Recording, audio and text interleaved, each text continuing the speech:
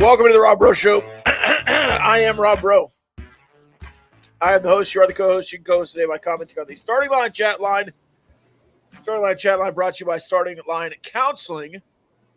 StartingLineCounseling.com for a free 15-minute consultation.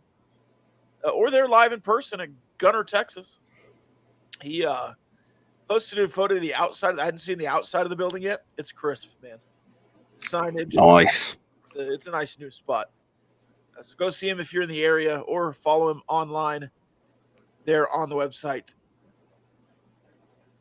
StartingLineCounseling.com. All right, let's get into it. It is Power Ranking Wednesday. We're going to power rank the MLB, or at least go over what MLB.com says is the opening power rankings for Major League Baseball. I have no problem with where the Texas Rangers fall on the power rankings. It's very generous, in my opinion, with the rotation you have to start the year. I do have some issues with who's in front of them. We'll talk about that. I don't mind that they're fifth, but I do mind that somebody else is third. So talk about that as we get along. Also, Texas Tech Red Raiders starting a series against BYU tomorrow. They played Abilene Christian last night. That's the baseball team. The basketball team also playing tomorrow night in the NCAA tournament. That started last night. Virginia sucks. Whew. And then there was another 16 seed that won, I think, Howard or something? Yeah, who cares? And then we have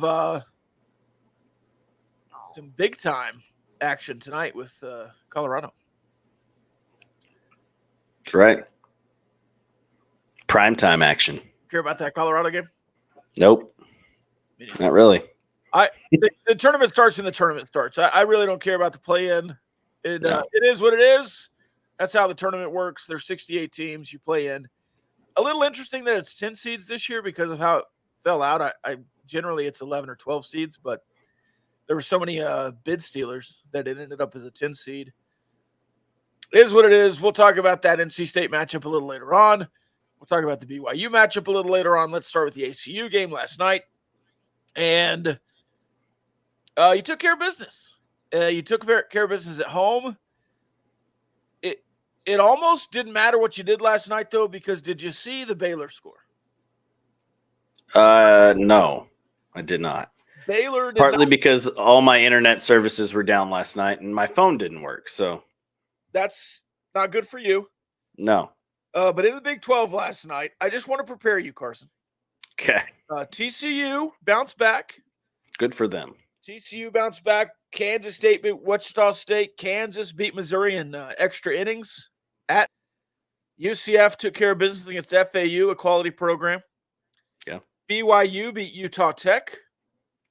They beat Oklahoma State earlier this year. Oklahoma State earlier this year. Texas beat Air Force in extras, 6-5 at Dish Falk. Oklahoma State beat Missouri State. Good for them. And then, Rice lost to Houston. Houston beat Rice. TCU beat UTA. Okay. Now let's get to the two concerning finals. Okay, you ready? Yep. Oklahoma at Dale Mitchell Baseball Park in Norman, Oklahoma, got shut out by Dallas Baptist. Now, Dallas Baptist is a very good team. Dallas Baptist is a good team, yeah. But arguably the best team in the Big 12, 6-0 in the Big 12, just beat the Big 12 favorite TCU in a sweep in Fort Worth. Losing to Dallas Baptist a few days later is a little frustrating, especially 6-0. Yeah. And then Baylor, now it's in Huntsville, not in Waco, but Baylor, after a series victory over the Texas Tech Red Raiders, lose 18-3. That's right. Against Sam Houston State. Yeah. Baylor threw every pitcher they had against Texas Tech and didn't care about Tuesday. Same scenario for Oklahoma. Like Oklahoma threw their dudes against TCU, and DBU did not have a conference series this past weekend. And so they probably saved a couple arms to go to Oklahoma and win a game that helps them a ton in the RPI at the end of the year. That game in Norman helps DBU more than it hurts OU to lose. So, I think that teams like DBU play teams like Oklahoma, and Texas and whoever they put on their schedule in the midweek. And used to play Texas Tech in the midweek a bunch too. I think Texas Tech finally realized this is a tough midweek game to play, especially when we're in the Big 12 and we don't have pitching for the midweeks when DBU can save their pitching from a weekend series. Maybe they don't start their Saturday guy and they save him for Tuesday to win in Lubbock or win in Norman or win in Stillwater, wherever it might be. I think DBU played it perfectly. Oklahoma, it doesn't kill them to lose to Dallas Baptist. I don't know that it hurts your RPI a ton in the grand scheme of things with where DBU is and all those things. It just helps DBU more to win at Oklahoma than it hurts Oklahoma to lose to Dallas Baptist, because DBU doesn't get a whole lot of RPI opportunities in their conference. Yeah. A big win for DBU. Yeah, it's a good win. It's a really good win to beat the top team in the Big 12. It's a good win. All right, now you go back to the Red Raiders. Zane Petty starting. You need Zane Petty to be a good arm in your bullpen or a starter. And he just was not. He walked 4, walked in 2 runs, had a balk in there as well, faced 7 batters, struck out 3, but gave up 2 runs, 1 earned, in just a brutal start for Texas Tech. Gave up 2 runs and only pitched the 1 inning. Yeah. That is not a nightmare start because you didn't get like a double or a home run to clear the bases. It could have been a lot worse. Very easily could have been a 6 or 7 run inning with 4 walks.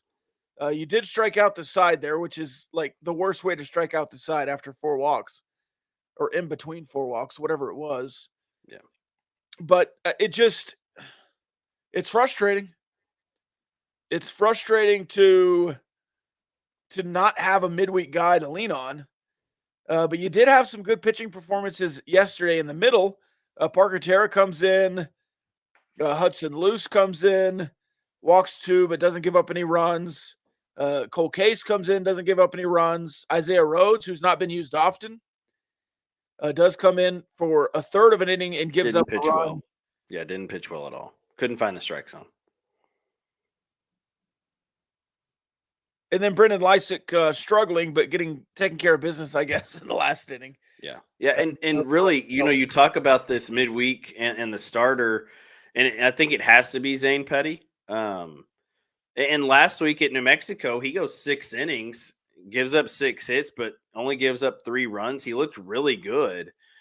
He walked 1 in 6 innings. And then last night, he just didn't have it. And sometimes you're not going to have it, but you go back to his start previous of the New Mexico game. He starts against Texas or didn't start against Texas, comes in relief and goes an inning and a third and gives up 4 runs, walks 5, strikes out 5. Walked 1, gave up 5 runs, all of those earned. So he didn't have a good outing there. So it's kind of like good outing, bad outing, good outing, bad outing, good outing, bad outing. For Zane Petty this year, there's no consistency, which is what we're seeing a lot of with this Texas Tech quote unquote bullpen, because Tuesdays are all bullpen guys for the most part. Parker Hutera looked really good. He's looked pretty solid in his last couple of times out. So he may start to become one of your better arms out of the bullpen. Before the season, we thought Brendan Lysick would have a chance to be that kind of left-handed kid that can come out of the pen and do some things. But Brendan's he's been out of the strike zone too much.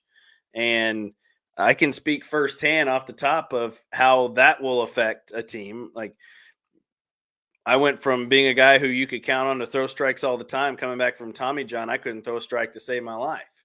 And that will quickly get you put into the back of the rotation of the bullpen, not the back end of the bullpen where you come in late, and the back of the rotation of the bullpen, because there's no faith in you. And that plays a big part on yourself mentally. That plays a big part on the coaching staff mentally as well. Like, what have you done for me lately? I say this all the time in baseball. It's a sport of what have you done for me lately? And as of late, Parker Hutera has been good.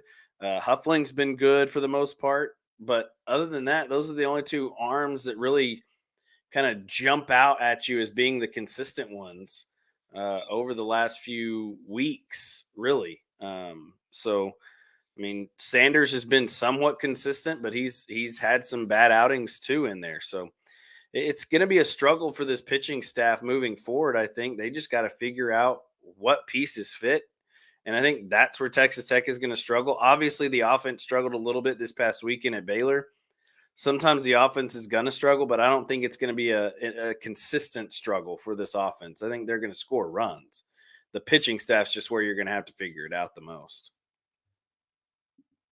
Yeah, and look, in college baseball, your offense can be inconsistent.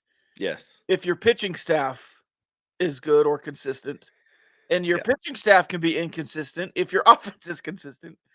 But when you have both an inconsistent offense and pitching staff, it doesn't create a good atmosphere for winning. And you won last night. They got more hits last night than they had in the whole series against Baylor. Certainly, the whole series. Scored 9 runs. Everyone had a pretty good day. The lineup is probably what it's going to be moving forward. I think that's a pretty good lineup, except for maybe Davian Bravo out with a hand, I believe. Yeah, and supposedly Tim Tadlock said he could have played last night. It's just a precautionary thing. So, and after starting 16 games straight with a hit, he hadn't got one in a couple of days. So yeah, give him the day. A break is good for him. Yeah, let him reset. Of course, you didn't think he was going to hit 570 all year. No. But if he hits 200 the rest of the year, then he kind of evens out. That's not good. You need him to continue to hit doubles and be the Damian Bravo that he was early in the year. Yeah, and you only had one guy in the lineup last night that started. Dylan Maxey came in late for Davis Rivers, but one guy that didn't get a hit last night, and that was Kevin Bizzell, and Bizzell's still trying to come back, but he did walk twice, so it's not like he didn't get on base. You drew 7 walks as a team last night. That's big too. Set the table and let the bats drive you in. And I thought they did a good job of that, of working walks, of, Tim Tadlock says it a lot, of separating balls and strikes. Like that's the mark of a good hitter. So I think the Texas Tech offense is going to be fine. Baylor's pitching just had a good weekend last weekend. Sometimes you're going to run into that, right? Like desperate teams like a Baylor who is desperate, especially they need to win at home, coming off of a sweep at Houston. Baylor was desperate last weekend, and Texas Tech didn't seem so desperate last weekend. And Baylor figured out a way to win at their own ballpark. And now Texas Tech's going to have to look desperate this weekend against BYU on Thursday, Friday, and Saturday, because you really need a sweep, to be honest with you. If you want to put yourself back into the top of the conference, back into the, regional mix, you've got to sweep BYU this weekend. I feel like it's just like you need to sweep. You definitely need a series win. Like you can't afford another series loss. You lose a series at home to BYU, the regional hopes, unless you kind of run the table the rest of the year, regional hopes are kind of down the drain.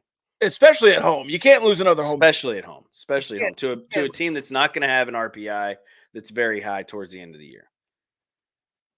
No, they're at 92 right now. Yeah. They're not going to be able to help you. They're only going to drag you down. And then again, the midweek next week, Stephen F. Austin doesn't help at all either. They're 3-19 with an RPI of 300. Yeah. So your midweeks in a couple weeks will help you. But you really need, Well, Stanford and Arkansas a little bit better. Stanford struggled. Stanford, I don't know where Stanford have a good is. 2 weeks. You need that. Yes. You need Stanford. Who does Stanford play in the next 2 weeks? I know we're getting ahead of ourselves, but Stanford will have Creighton and Utah. 2 good teams. Yeah. Creighton and Utah help them a little bit. If they go on a run here, you'll be set up much better when you play them. Are they at Sunken Diamond, or are they playing in Omaha and then at Utah? Sunken Diamond and then in Utah. Okay. So it's a pretty good stretch there for Stanford before they get you. But BYU, you're saying you need a series win. A sweep would be fantastic. Want a sweep desperately. Yeah. At least that's what I'm seeing from my. You've got to have a little bit of a sense of urgency, right? Like I know it's early still, but it's the third conference series. But at this point, urgency matters because of what you did in your first 2 series. Like you're 2-4 in the league right now. That nobody thought that was going to be what you were coming out of the gate. Now the Texas series, some people could have predicted a 1-2, that you're 1-2 going to Baylor, but I didn't think you'd lose a series to Baylor. Right. Yeah, there's no shame in losing a series to Texas. You definitely want that one at home, but it certainly compounds. It's crazy how 3-3 sounds versus 2-4, right? Like 3-3 sounds so much better than 2-4, even though it's a one-game difference. And that is what BYU is sitting at. Yeah, so BYU 3-3. You need a series victory, and it looks like the rotation is going to stay the same. The rotation has not been bad. You expect to win college baseball games, giving up 7 and 5. You just need to be better throughout the bullpen, and if Kyle Robinson can do what he did against Baylor a couple of more times here in a row, you feel really good about him that he's found something going. Yeah, no doubt. That's the Kyle Robinson you need, and you need, the other two guys to just hold serve and get you at least 5 innings of 4-run or under baseball, really, because this offense isn't going to stay cold for very long. Like you just have to weather the storm a little bit and be able. And Jack Washburn's got to figure out a way to kind of get, with the way the bullpen looks right now, you've got to get Jack Washburn to extend out to at least 5 innings. He's got to be able to go through the lineup twice at the very least. And right now he just doesn't have that ability because his stuff is not there quite yet, I don't think. So we'll see how he does this weekend against a BYU team that now listen, it's still a Division I baseball team. It's not like they're 7, 8, 9 are bad. They're just not as good as what Texas or Oklahoma or TCU has 7, 8, 9, or even Texas Tech has 7, 8, and 9. All right, out of the bullpen, who's in your circle of trust, cone of excellence, whatever you want to call it? Who are you trusting this weekend? I think we can put Parker Utera there. Yeah, Parker Utera, Max Huffling, Josh Sanders. Yeah. Cole Case. Yeah, I mean, he looked good last night, right? Chandler Coe, I mean, he hadn't thrown a ton. He's thrown in 2 games, but he hasn't looked terrible. Stats wise, he certainly is in right. I think you still feel okay about what you get from Trendon Parrish, Ryan Free. Yeah, Ted Landon just said it. Ryan Free, I'm okay with giving Ryan Free some opportunity more. That's pretty much it. That's pretty much where I draw the line right there, because then you start talking about Jacob Rogers, Tabor Fast, Brendan Lysick. Yeah, nobody else just kind of jumps off the page at you. That Zane Petty, obviously just throwing the 1 inning yesterday. He's very available for the weekend, but which Zane Petty are you going to get is the question. So, and which Ryan Free are you going to get? His first 5 appearances really good. Yeah. In New Mexico State, he kind of blew up in a third of an inning appearance, and then at Baylor, didn't get any outs. He was not very good at Baylor either. Yeah, and Tad says Derek Bridges. Oof, yeah. And Derek Bridges is one of those guys who you tried, like you thought you could count on coming into the year, right? And he's sitting down in the, I don't know what his ERA is. It's probably above 10 or 12 right now. Oh, I had it pulled up. Let's see. Pitching 10-13. Yeah. The highest ERA on the team. His whip is a 2.44. Yeah, that's not good. Yeah. Now you look at a couple of these. Like Ryan Free's whip is a 1.31. Not terrible. No, not bad. Not good, certainly. Trendon Parrish still with a 4.35 ERA, 1.35 whip. Josh Sanders at a 0.82. He's certainly probably your best. I think Josh Sanders has been your best reliever. He's got 11 appearances. Yeah, he's been your most stable for sure. You just have to put him in good positions, and he's Yeah. got 16 strikeouts and 2 walks. Yeah. Josh Sanders is your best reliever for sure. Yeah. You just have to find positions where he can come in and be successful. Yeah, you can't. outside of He's whatever not a else. guy you can bring in with the bases loaded in a 1-run game, right? Like, Who I don't else? know that. Yeah, I don't know. Right? Good point. Who else? He might be the guy. Check out a better luck against the Church of Christ than the Baptist. Curse of the potluck. We'll see. I guess. Are Mormons known for their potlucks? I guess you'll test the potluck theory this weekend. They're known for Several multiple other things, several right? religious schools here in a row. The Big 12's turning into the Lone Star Conference with Yeah, all you're these, doing two all right these private schools. So we'll see moving forward. All right. Let's talk a little Major League Baseball as well. I'm going to go to the bottom of the power rankings and just read a couple of teams here and then get up into who the best teams are. The A's at 30th. Fair enough. Now, doing a little in the spring training here with the A's, but we'll see if they can do it in the regular season. Galoff, or whatever his name is, has been pretty good.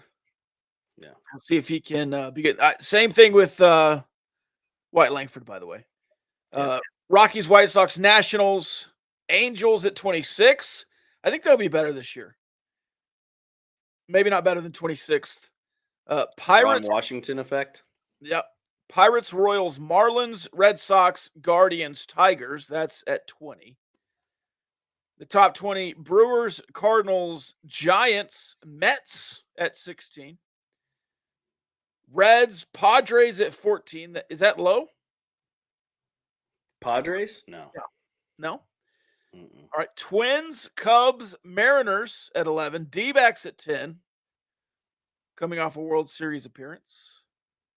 That's fair for them. Yeah, they kind of. I know the Rangers were obviously there ahead of schedule, but the D-backs were bad for a really big stretch of the year, and then kind of got hot again at the end. So He got the wild card berth and then just got hot and played their best baseball at the end of the year. Same as the Rangers. Yeah. Rays, though the Rangers led that division for like every day except for the 162nd game of the year. Yeah. Well, they took it over at a certain time and then led the Yeah. It was early in the year they took it over too. Rays at 9. Blue Jays at 8. Blue Jays too high? I mean, I would have had the Blue Jays near maybe not 8. I'd have the Rays over the Blue Jays, but I don't know that they're under 10.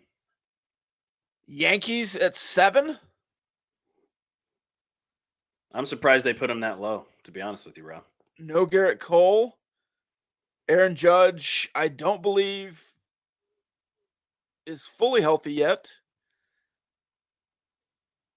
And then you have Juan Soto, obviously. Astros at 6.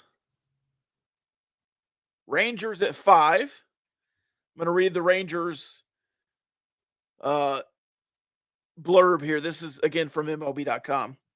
The defending champs dropping 2 spots. This is from January 1st.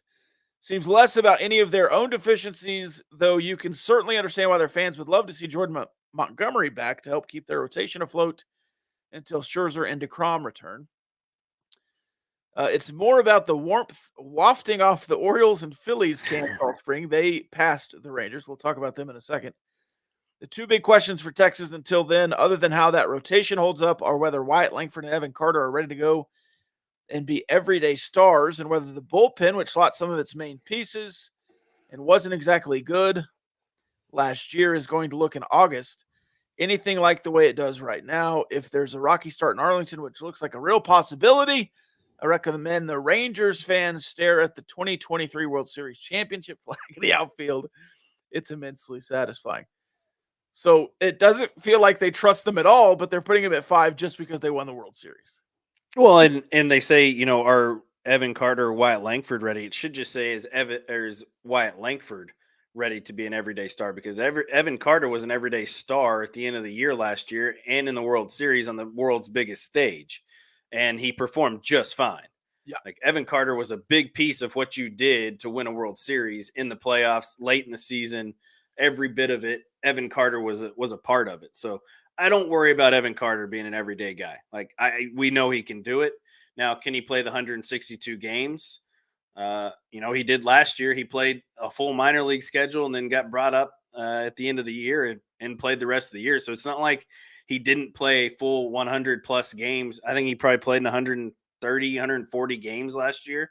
So that's not including the playoffs. He doesn't worry me. Wyatt Langford has not stretched out that much and played that many games, but I don't know that he'll be asked to play that many games or, be that everyday guy early in the year. I think he'll start in AAA and then they'll pull him up whenever they feel like it. And that's going to be the case for Wyatt Langford, but we'll see how it goes. Coach has not made that decision yet, by the way. No, he is not, but I think that's where they're going to go with it. The bullpen, the argument about the bullpen is very fair. You don't know what you're going to get out of this bullpen, and the starting rotation is not great right now, especially here early. So the first month of the season could be very rocky for the Texas Rangers. If they can come out of the first month, if they can get Max Scherzer back and then Jacob deGrom back, and they're sitting around 500 baseball, maybe a few games under 500 or over 500, I'm happy.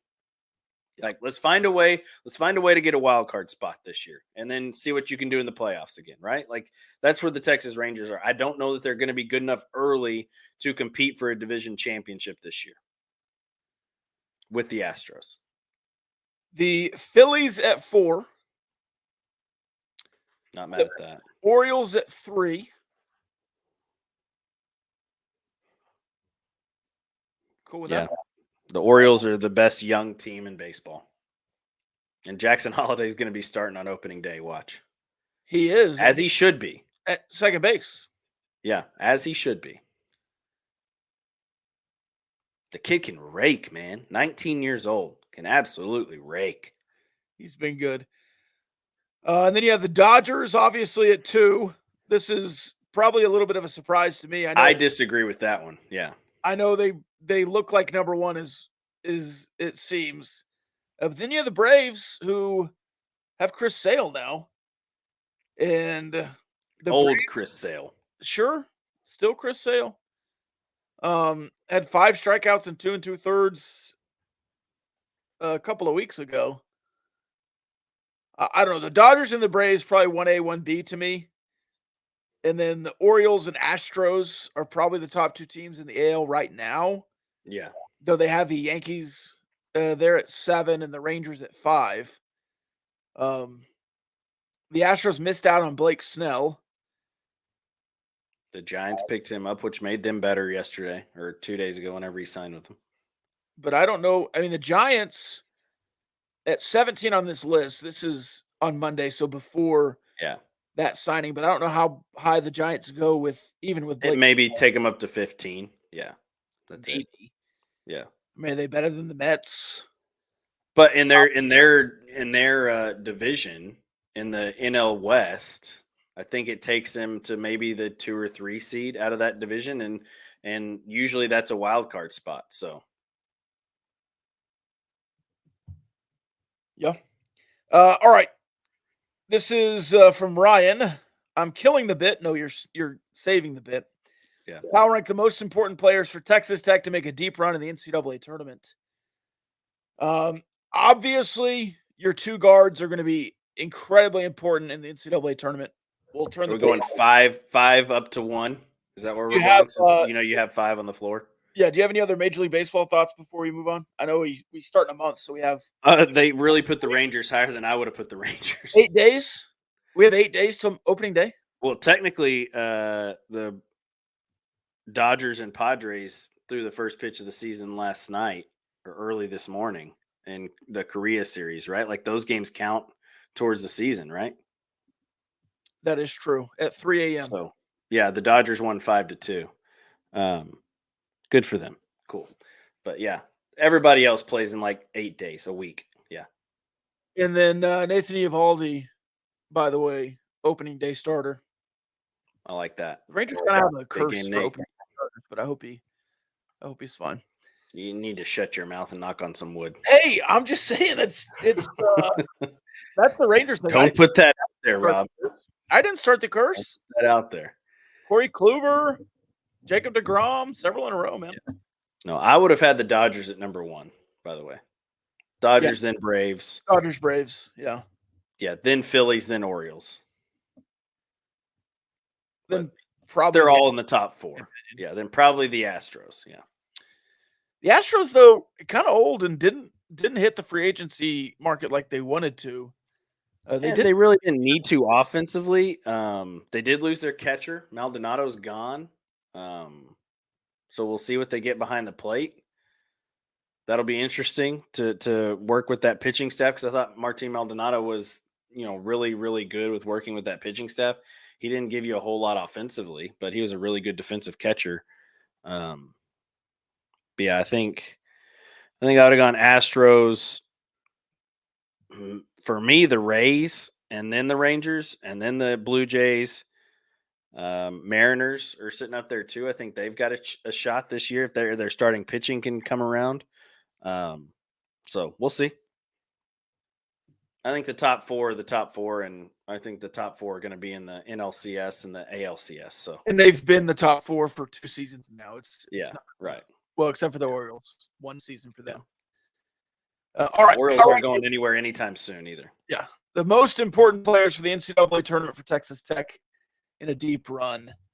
Yeah, let's go 5-1. Do you want to go back and forth? You want to kind of like a draft, or do you want to give your own 5? You could give your 5, and I'll give mine. Maybe. Let's do 3. Let's do 3, okay. Because a 5 is just naming the starting 5. Maybe, yeah. All right. I wasn't going to have a starter in my 5, but yeah, okay. You got Chance McMillan. Yep. That's probably a good one. I'm gonna go Pop Isaacs. This is very chalk here. We go Pop Isaacs, number 3. Okay. I think it's a guards league. It's a guards tournament. It's not necessarily a guards league, the Big 12. Certainly good guards make your team better, but you have to have big men in the Big 12 to bang bodies like that every night, and it hurts you a little bit this year. But I'll go Pop Isaacs 3, because I think if he scores 20 a night, you're deep in the tournament. Next, the 2 injured guys. And I'll put Warren Washington at 2 and Darian Williams at 1. Darian Williams is the most important player for this team, especially if he can get on a Kansas run or some of those other teams' games that he had. You know what? I'm going to go crazy here. I'm going to put both of those at 2 and cheat a little bit. And I've got a off the wall. Number 1, if this guy goes off, you are definitely deep, because I think everyone else will play to their strengths. Kerwin Walton. If Kerwin Walton hits 4 or 5 threes a game, you're a much different offensive team. You've got a good opportunity, yeah. And if he doesn't score. So if Kerwin Walton's going off, I'm really excited for what the NCAA tournament holds for Texas Tech. But Pop Isaacs obviously needs to have a great tournament to go deep. Those 2 injured guys need to be healthy and playing. And then I'll go Kerwin Walton as the number 1 most important player for a deep run. I think you can have a normal run with everyone else being successful, but a deep run, you have to have somebody, and I guess that guy is Chance McMillan for you. You have to have somebody unexpected. Have a great tournament. It's like the Brandon Francis effect that the 2019 team had, right?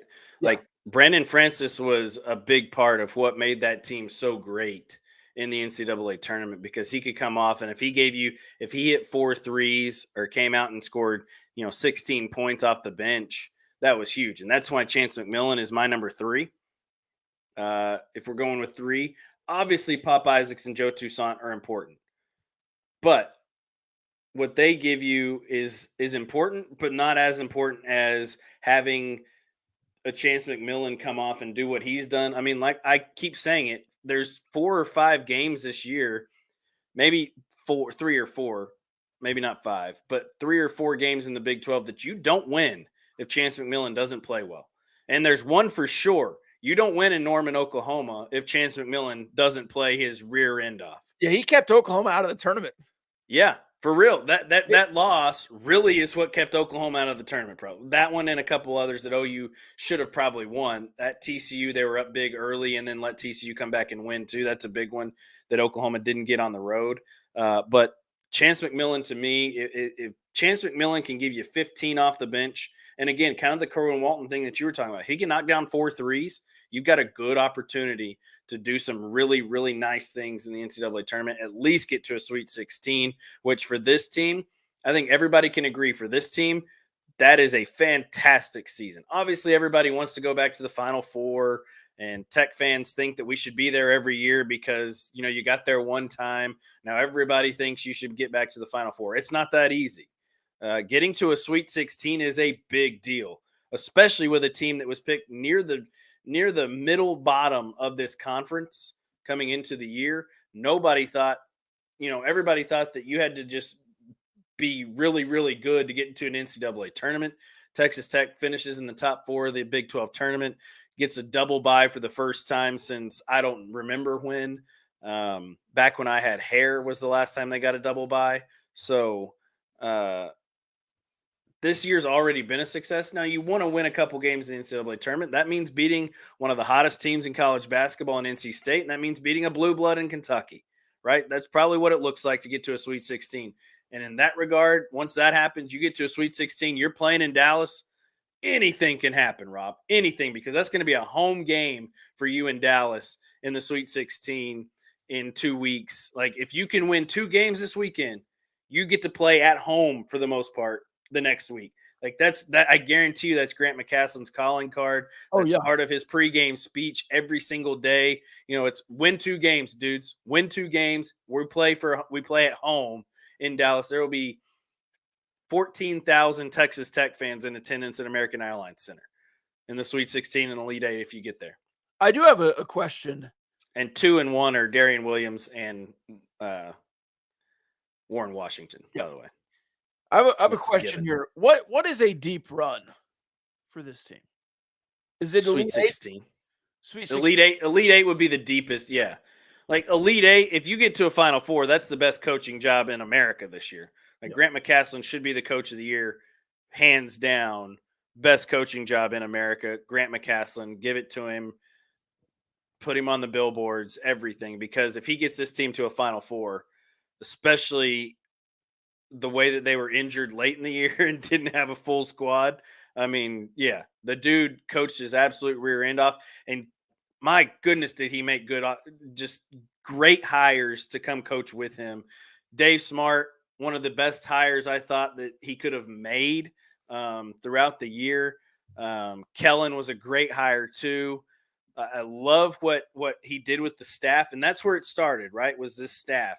And that's what makes these guys go out and play the way they do, is the coaching staff. And that can't be understated, is how much this coaching staff has done this year and how much these kids have bought into what they're selling, right? That's what it comes down to, is will these 18 to 22-year-old kids, sometimes 25-year-olds, buy in to what this coaching staff is selling? Some of them for just 1 year. Like, some of these guys could have come here for 1 year. Joe Toussaint, guys like that, they're one and dones basically at Texas Tech. They don't have to buy into what you're selling, especially if they don't like what you're saying early in the year. They can just give it up. And Joe Toussaint's bought in. He's been a big part, a good leader on the court and off. And I don't know. It's been fun to watch. I didn't think you were going to get to see, Texas Tech basketball back in the NCAA tournament, and we'd be talking about getting to a Sweet 16, much less playing in the NCAA tournament this year, especially before Big 12 play tipped off. And it's been a successful year already. Even if you lose to NC State, it's a great year. It's a really good year. And a super year would be winning a couple games and getting to a Sweet 16. If you get this team to an Elite 8, that is an elite coaching performance. Then if you get him to the Final Four, it's the Coach of the Year performance. Yeah. And I don't think it's to get to the tournament, I think is a good thing. I think you win one to have a good showing. It's a bad showing if you get to the NCAA tournament and lose, especially as a 6-11, even against NC State, who everyone says is the hottest team in America, even though they really aren't. They're just playing really hot right now. Yeah, they did last week. Let's put it that way. They played really well last week. And one good week. Yeah. Yeah. Otherwise, I just, yeah, I hate to be the happy to be here guy, but just happy to be here, man. I agree. I agree completely.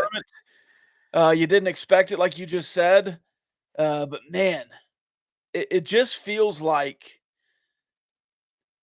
you have a path to the Sweet 16. I know things have to happen well, and then once you get to the Sweet 16, playing in Dallas is just a different breed, man, for Texas Tech. So I agree. Yeah, if you can get to the Sweet 16, man, it's going to be like playing in the United Supermarkets Arena. It really will be. I mean, you play what? Let's say Marquette in a home field arena, a home court advantage. That makes such a big difference, especially in the NCAA tournament.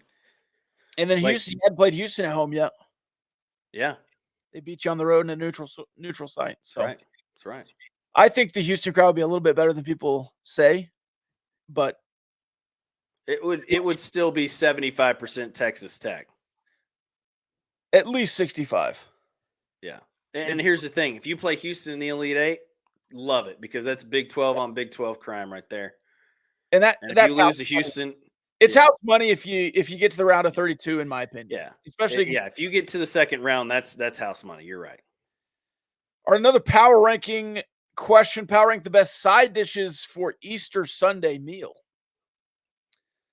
Do you do a traditional Easter Sunday? You got No, we usually just do something different. It's usually my uncle's smoking something on the smoker. It's probably like beer butt chicken or, beer pork butt loins. Yeah. And chicken. I guess what? You shove the can up the butt? You shove the can up the chicken's butt. Yeah. Yeah. And it's beer butt chicken. Oh, we always did beer can. He's got a beer in his butt, right? Yeah. Sure, yeah. So it's beer butt chicken. It's really good chicken if you haven't had it. It's great chicken. And you got to get a good beer to do it with. The High Life works really well. So you're not a yellow belly. Yeah, traditional barbecue sides then. Yeah, and then you have, some years we'll have potato salad, but it's not your barbecue place potato salad. It's like big squares of potatoes you cut up. You boil those down. You serve it a little bit warm with bacon and scallions and a good beer mustard mayo sauce on it. Oh, baby, it's good. And it's not like the sloppy potato salad that you'll get at some barbecue place or in a can. Yeah, it's not cold either. You can eat it cold. It's so just warm potato salad is just potatoes, right? It's potato salad. Okay. I'd go mac and cheese is my number one. Yeah, mac and cheese is good. It's broccoli cheese rice casserole. That's a standard. That's a staple. Yeah, for sure. Got let's see, funeral potatoes. They're at the Easter dish. Seems what like what are funeral potatoes? Little diced potatoes with like the crunchy topping, cheesy. Okay, it's like a hash brown casserole kind of. Okay, I can get down on some hash brown casserole. Like corn flakes maybe on top. You see that? Little panko breadcrumbs on top. Yeah. Okay. Traditionally, it's the funeral potatoes are like a corn flake or a Ritz cracker. Right. That's fancy. And they call them funeral potatoes because you have them at a funeral, like a dinner after the funeral. Yeah, okay, fair enough. It's like the standard potluck dish. Right. Mm-hmm. I think we generally do ham on Easter, but I don't know what we're doing this year. Is Easter? It's not next weekend, is it? No, it's on the 31st. Okay. Yeah. Oh, we'll celebrate the Rangers' first series win and Easter at the same time. Yeah, not this Sunday, but the next for sure. Fair enough. All right. You want to go score predictions for tomorrow? Let's do it. Let's do the BYU series. Okay. I think you win 2 out of 3. Yeah, because I won't be here Friday. You win 2 out of 3. Well, they start tomorrow. Yeah, no. You sweep. I think you sweep BYU. Okay. Not just because I have all this faith in the pitching staff, but because I need to have the faith in the pitching staff. Like, I think someone's got to have a little bit of that wishful thinking, right? Like, think positive things, which is kind of a new thing for me. We both know this. Manifest. Yeah, we both know this. Yeah.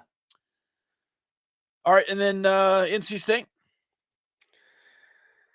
It's a 4.5 point line. Yeah, Texas Tech 7. Okay, yeah, give me that. I pulled up I think it's from the Sporting News, and they've got the full write out on every game. Right. You want to know the the key players for Texas Tech? Sure. Pop Isaacs, Joe Toussaint, Darian Williams, Chance McMillan, Warren Washington, and Devin Cambridge. Oh my gosh. Yeah, because he's played so much this year. Yeah, so I don't know how much this what a joke preview matters, but how can they print something like that and their editors don't realize what they're printing? Yeah, I mean, Kerwin Walton started. They're just going off of a preseason thing at that point. You're just saying what the preseason thing said. Yeah, which I don't know much about NC State, so I don't know if theirs is right either. But I do know. Yeah, I don't either. I know DJ Horn and DJ Burns. Yep, the DJs. And then Casey Morsel. Yeah, Morsel. So I don't know. Anyways, your score? Texas Tech 76. North Carolina State 69. 76-69. Yep. I like that score. I'm going to back you there. We also have the Times an 11 seed has upset a 6 seed. Iowa State did it in 2022 as a Big 12 team, 59-54. 2022 actually had 3 11 seeds win. 3 11 seeds win, yeah. Michigan over Colorado State, Notre Dame over Alabama, Iowa State, LSU. By the way, how far has Notre Dame fallen? A long ways. They suck. Yeah. The last time a Big 12 team was beaten as a 6 seed was last year. Iowa State lost to Pittsburgh. Yep. 59-41. The time before that, I guess BYU technically, UCLA, BYU 2021, that was UCLA's Final Four run. Yep. Before that, Iowa State again. Iowa State 62-59. Iowa State doesn't like a 6 seed, do they? Syracuse. They would rather be the 11 seed against the 6 seed. Absolutely. Syracuse beat TCU in 2018. Let's see. Northern Iowa beat Texas in 2016. I remember that was a fun one. Yeah, that was a fun one. I liked that one. Those are the Big 12 teams that have lost as 6 seeds. So it's happened, but I'll go Texas Tech to cover. And I like that 70, 75, 68 kind of range. Yeah. So, all right, that's all I got. Well, one more note. The Big 12 not power rankings. It's Power Ranking Wednesday. But the Big 12 Pro Day is happening soon. Is that in Vegas? When is the date? No, it's at the Star. Oh, okay, that makes more sense. But it's live on NFL. No, NFL.com. Oh. And we have a list of the Texas Tech invitees to the official Big 12 Pro Day. Miles Cole, Baylor Cup, Malik Dunlap, Jalen Hutchings, Tariq Matthews, Austin McNamara, Tyler Owens, Rusty Stats, Rabbit, Xavier White, Dennis Wilburn, Rashad Williams. Rabbit probably stands to gain the most from being in front of Stats one more time. Yep. Maybe he doesn't do anything. He thinks he just is a fourth round pick and doesn't need He's to. definitely not running the 40 again. Certainly, I think Rabbit can make a name for himself here. I will say it doesn't say anywhere what day it is. It just says that it's happening. I would assume it's sometime this weekend or something because everybody else is like the pro days are all going on this weekend. USC's is this weekend, I believe. It may be next week, like during the week. I don't know why they don't have a date in the write up. It just said that it was happening. It says March 27th through the 31st. So 2 weekends, Easter weekend. Sweet. Kansas has 16 Jayhawks going to the first ever Big 12 Pro Day. Yeah, because none of them went to the combine. You said it, I didn't. All right. We also had spring football start yesterday. Yeah. Big time for Texas Tech. They practice Tuesdays and Thursdays throughout the month, and then they'll have the spring game in Midland. Yep. Your top recruits not participating in spring football, by the way. Yeah, your top transfer and your top recruits both out. Top transfer. With injuries. Jalen Conyers broken foot, I believe. Yep. Both had surgery. Yeah.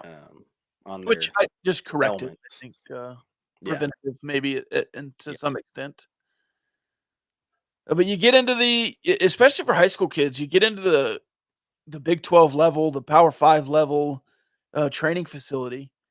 You get that insurance on you, and you can do a lot more. It's a big difference. You might as well do it. So that's right. I'd like for him to be healthy in August rather than going through spring with a dirty knee. Mm-hmm. So agreed. All right, that's all I got. You have places to be. We will talk again on Friday, or at least I will.